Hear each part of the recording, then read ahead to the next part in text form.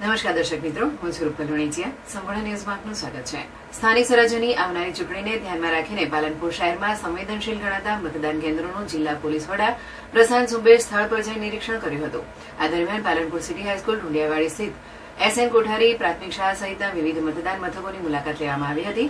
નિરીક્ષણ દરમિયાન પોલીસ અધિકારીઓ તેમજ ચૂંટણી પ્રક્રિયામાં સંકળાયેલા કર્મચારીઓને જરૂરી માર્ગદર્શન આપવામાં આવ્યું હતું.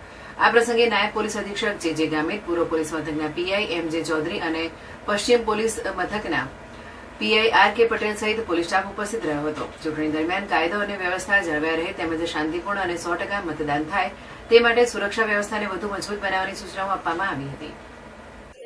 આજરોજ બનાસકાંઠા જિલ્લામાં પાલનપુર શહેર ખાતે માનનીય જિલ્લા પોલીસ વડા શ્રી પ્રશાંત સુંબે સાહેબ દ્વારા ખાસ કરીને પાલનપુર પૂર્વ શહેર અને પાલનપુર પશ્ચિમ જે પોલીસ સ્ટેશન વિસ્તાર છે એ બંનેના જે સંવેદનશીલ વિસ્તારો છે એની આજે વિઝિટ કરવામાં આવી છે. આ વિઝિટ અંતર્ગત ખાસ કરીને આ સ્કૂલોમાં જે BLO જે કામગીરી કરી રહ્યા છે એમની પણ આજે મુલાકાત લેવામાં આવી છે અને તદુપરાંત જે આગેવાનો છે એમના સાથે પણ મુલાકાત લેવામાં આવી છે.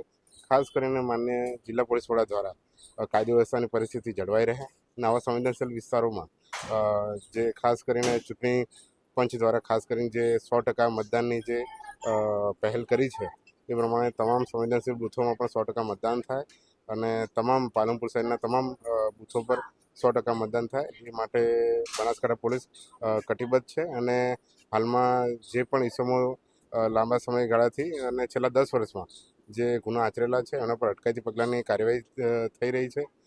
હથિયાર જમા કરવાની કાર્યવાહી થઈ રહી છે. તદુપરાંત જે ઇલીગલ પ્રવૃત્તિઓ છે એને ડામવા માટેને પણ બનાસકાંઠા પોલીસ હાલમાં કાર્યરત છે. સમય જતાં જ્યારે પણ કંઈક બનાવ કે કોઈ હશે એ બાબતે આજથી લોકો સાથે શાંતિ સમિતિની મિટિંગ કરીને સંકલન પણ કરવામાં આવી રહ્યું છે. આભાર.